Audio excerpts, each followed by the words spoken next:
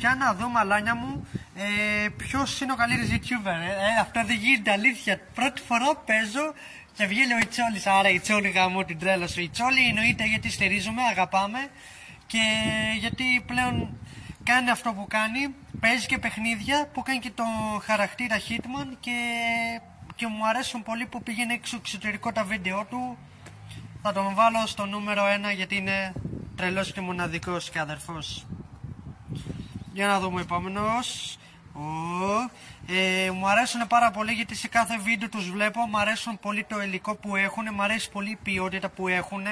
Γιατί είναι οι μόνοι YouTuber που έχουν την καλύτερη ποιότητα. Ό,τι βίντεο ανεβαίνει είναι πολύ καθαρά και το γουστάρεις και σου αρέσει να βλέπεις. Θα τους βάλω στο νούμερο 2. Μάλιστα, έχω δει μερικά βίντεο από αυτούς.